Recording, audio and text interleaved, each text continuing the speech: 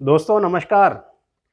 जैसा कि आप सभी जानते हैं कि पिछले कुछ महीनों में लोहे के रेटों में लगातार वृद्धि हुई और जिस रफ्तार से वृद्धि हुई इस बात से हमें कोई हैरानी नहीं हुई कि जनवरी आते-आते लोहे का रेट भारतीय इतिहास में अपने उच्चतम स्तर पर जा पहुंचा। तो क्या करूं, मैं मर जाऊं? ना मरने की कतई ज़रूरत नहीं है। आपकी समस्या का समाधान हमारे विशेषज्ञ जीते जी ही करेंगे। देखिए दिक्कत तो है और सभी को है। रेटों के इस नए स्तर ने हम सबके बजट को हिलाकर रख दिया है। ऐसे सिनेरियो में हम अपना बिजनेस किस तरह से जिंदा रखें या रेलेवेंट बनाए रखें, इसी बारे में हम कुछ महत्वपूर्ण जानकारी लेंगे हमारे आज के विशेषज्ञ से, जिनका नाम है श्री राजेश शर्मा। राजेश शर्मा जी पेशे से एक चार्टर्ड अकाउंटेंट हैं। ये एक क्वालिफाइड कंपनी सेक्रेटरी हैं और कॉस्ट अकाउंटेंट भी हैं। इसके अलावा ये एक रिसर्च स्कॉलर भी हैं और पिछले 4 वर्षों से बिजनेस फेलियर विषय पर शोध कर रहे हैं। इनके जो कोर एरियाज रहे हैं वो हैं स्टील और टेक्सटाइल्स, जिनमें इन्हें 25 साल से अधिक का अनुभव रहा है। आजकल ये आरती ग्रुप ऑफ कंपनीज में बतौर सीएफओ अपनी सेवाएं प्रदान कर रहे हैं और हम आभारी हैं कि अपने व्यस्त रूटीन के चलते भी इन्होंने हमारे लिए कुछ समय निकाला है। तो आइए अधिक समय न लेते हुए हम इनसे सलाह लेते हैं कि इन मुश्किल परिस्थितियों में बतौर विशेषज्ञ इनका क्या कहना है। नमस्कार दोस्तों। जैसा कि आप सब जानते हैं कि पिछले कुछ महीनों से स्टील के प्राइसेस के अंदर तकरीबन 40 से लेकर के 50% तक की वृद्धि हो गई है। अब हरबंस जी ने भी बताया कि जो स्टील प्राइसेस हैं वो ऑल टाइम हाई चल रहे हैं, मीन्स आज तक के सबसे ऊपर के लेवल पे स्टील के प्राइसेस आ चुके हैं। अब जो स्टील के प्राइसेस जो इतना ऊपर आ गए हैं, इससे हमारे बिजनेस के ऊपर क्या-क्या इफेक्ट आता है। अब स्टील के प्राइसेस को कंट्रोल करना तो हमारे बस में शायद नहीं है, लेकिन ऐसे में क्या ऐसा हल है जिसको अगर हम अडॉप्ट करें तो हम लोग इस बढ़ी हुई कीमतों का हमारे बिजनेस के ऊपर जो भी इम्पैक्ट आ रहा है उसको हम लोग कम से कम अपने इसका जो कम से कम प्रभाव है वो अपने बिजनेस के ऊपर आने दें। हाँ, वाकई में हमारे पास 8 ऐसे उपाय हैं जिनके ऊपर अगर हम काम करना शुरू कर दें तो निश्चय ही हम लोग इन परिस्थितियों में भी उभर कर सामने आएंगे। तो मैं आपको क्रम से ये 8 के 8 उपाय बताता हूँ किस तरह हम इनको अपने बिजनेस के अंदर जो है वो अडॉप्ट कर सकते हैं। सबसे पहला उपाय है दोस्तों JIT। JIT means just in time. Just in time एक ऐसी जापानीज अप्रोच है जिसको अगर हम लोग अडॉप्ट करते हैं तो हमारी वर्किंग कैपिटल की रिक्वायरमेंट बहुत कम हो जाती है। जस्ट इन टाइम का मतलब होता है कि जैसे ही हमें कोई चीज की रिक्वायरमेंट है हम इसको उसी वक्त ही खरीद करके अपने अंदर लेकर के आए। बहुत ज़्यादा स्टॉकिंग की अपने को ज़रूरत नहीं है। हमें ज़रूरत से ज़्यादा किसी भी चीज़ की स्टोरेज की आवश्यकता नहीं है। उससे हमारी कैरिंग कॉस्ट भी कम होती है, इंटरेस्ट कॉस्ट भी कम होती है। तो जो जस्ट इन टाइम अप्रोच है, इसको अगर हम अपने बिजनेस के अंदर अडॉप्ट करेंगे, तो एक तो हम लोग को ये भय लगा रहे नॉर्मली हमें ये भय लगा रहता है कि कहीं प्राइसेस नीचे ना आ जाएँ, प्राइसेस नीचे ना आ जाएँ। तो अगर हम लोग सिर्फ उतना ही मटेरियल अपने पास रखेंगे जितना कि हमारा आने वाले हफ्ते या 10 दिन के अंदर कंज्यूम हो जाएगा, तो उससे हमें एक तो वर्किंग कैपिटल रिक्वायरमेंट कम हो जाएगी, दूसरा हमारे को ब्याज और कैरिंग कॉस्ट भी कम पड़ेगी। दूसरा उपाय ये है कि हम लोग एक्सटेंशन ऑफ क्रेडिट करें। एक्सटेंशन ऑफ क्रेडिट का क्या मतलब होता है कि जब हम लोग अपने सप्लायर से मटेरियल खरीदते हैं, तो अगर आज वो हमें 15 दिन का उधार दे रहा है, तो हम उसको बोलें कि हमें आप 30 दिन का उधार दीजिए। अगर वो 30 दिन का उधार दे रहा है तो उसको हम लोग 45 दिन पे लेकर के जाएँ। इस तरह क्या होगा कि जैसे ही हमारी क्रेडिट एक्सटेंशन क्रेडिट हो जाएगी, तो उससे क्या होगा कि हमारे बिज़नेस के अंदर वर्किंग कैपिटल रिक्वायरमेंट जो है वो हमारी वर्किंग कैपिटल बढ़ जाएगी। जब वर्किंग कैपिटल बढ़ जाएगी तो हम उससे अपनी कैपेसिटी यूटिलाइज़ेशन को और अप कर सकते हैं। क्योंकि जैसे-जैसे कीमतें बढ़ती हैं हमारी कैपेसिटी यूटिलाइज़ेशन कम हो जाती है, क्योंकि उसी वर्किंग कैपिटल के साथ हमारी जो टनेज है, जो जिस टनेज पे हम काम करते थे वो टनेज हमारी नीचे आनी शुरू हो जाती है। तो इस तरह अगर हम लोग अपनी एक्सटेंशन ऑफ क्रेडिट कर लें तो उससे हमारी वर्किंग कैपिटल के ऊपर काफ़ी अच्छा असर पड़ेगा। तीसरा सुझाव दोस्तों उन लोगों के लिए है, उन मित्रों के लिए है जो कि मैन्युफैक्चरिंग एक्टिविटीज़ के अंदर इन्वॉल्व रहते हैं, एंगेज रहते हैं। जो लोग भी मैन्युफैक्चरिंग में होते हैं उनके पास कुछ ना कुछ स्क्रैप, कुछ ना कुछ जो बाय प्रोडक्ट हैं वो इमर्ज होते हैं, जो कि हम लोग स्टॉक करके रखते हैं। हमें उन स्टॉक्स की, उन वेस्ट की जो को डिस्पोजल की जो फ्रीक्वेंसी है उसको हमें बढ़ाना चाहिए, ताकि हम लोग साथ के साथ मटेरियल को जो भी हमारे पास जो वेस्ट जनरेट हो रहा है, जो हमारे पास स्क्रैप इकट्ठा होता है, हम उसको इमीडिएटली जो है वो डिस्पोज कर दें।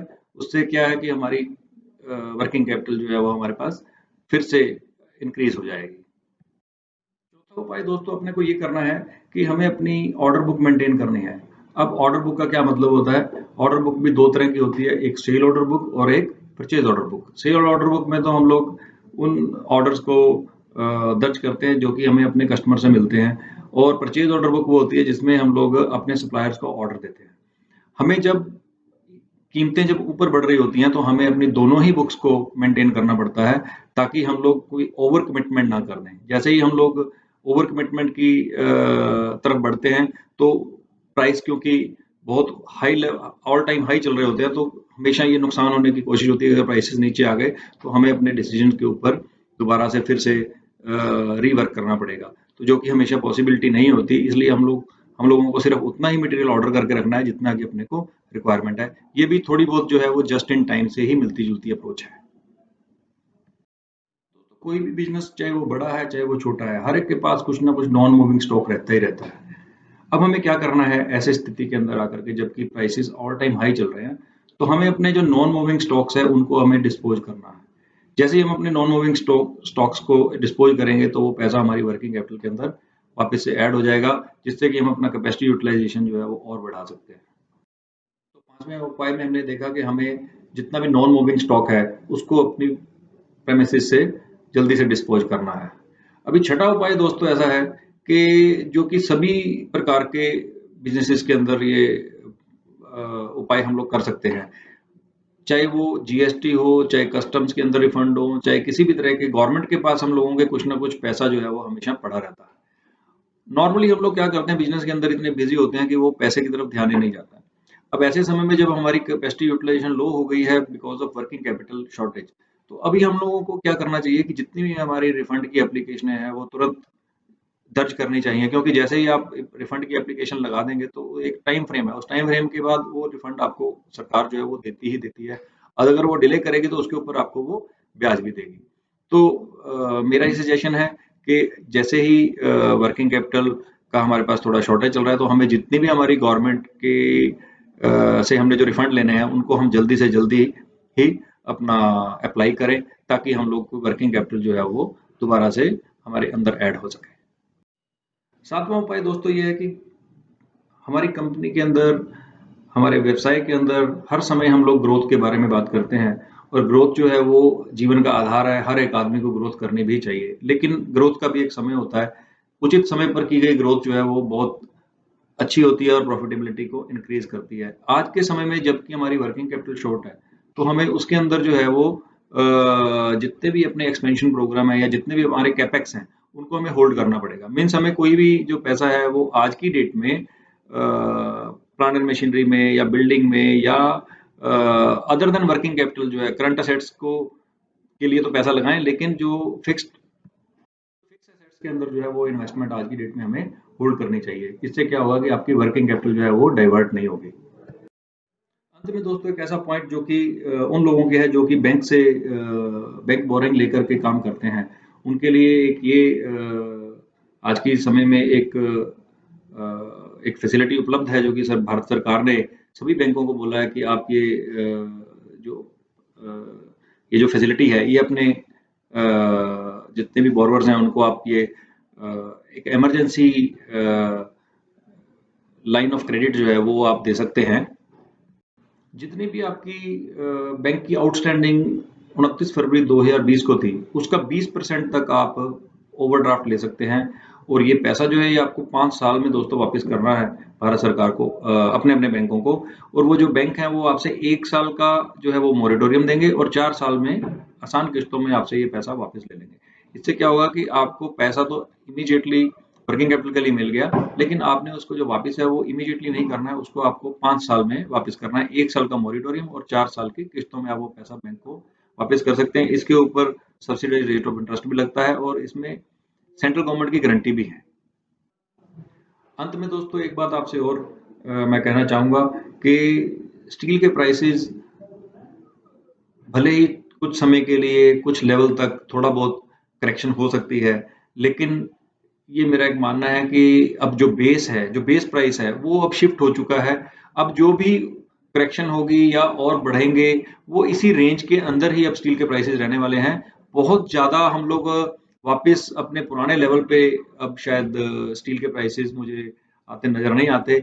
इसलिए अपने को अब जो भी स्ट्रेटजी है, वो आज के प्राइसेस को बेस लेकर के ही बनानी पड़ेगी, ताकि हमारी वर्किंग कैपिटल के अंदर कहीं भी कोई शॉर्टेज ना रह जाए और हमारा कैपेसिटी यूटिलाइजेशन कहीं फिर से दोबारा नीचे ना चला जाए।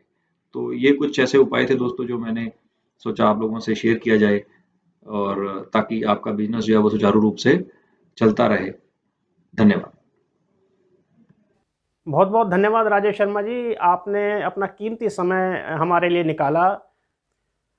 जो जानकारी या सलाह इन्होंने दी है, मैं समझता हूँ कि ये न सिर्फ लोहे वालों के लिए बल्कि किसी भी बिजनेस के लिए बेहद उपयोगी साबित हो सकती है। जो टिप्स इन्होंने दिए हैं उन सभी को इम्प्लीमेंट करना मुश्किल तो है, लेकिन आज की परिस्थितियों में आसान तो कुछ भी नहीं है। खुद को जिंदा रखने के लिए हाथ पांव तो हमें खुद ही मारने पड़ेंगे।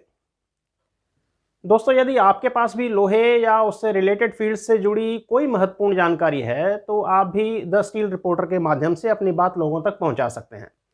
हमारा ईमेल आईडी तो आपको पता ही है, thesteelreporter@gmail.com। जाने से पहले एक बार फिर हमारी आप सबसे गुजारिश कि हमारे चैनल को सब्सक्राइब करना और अपनों के साथ शेयर करना ना भूलें। बहुत बहुत धन्यवाद।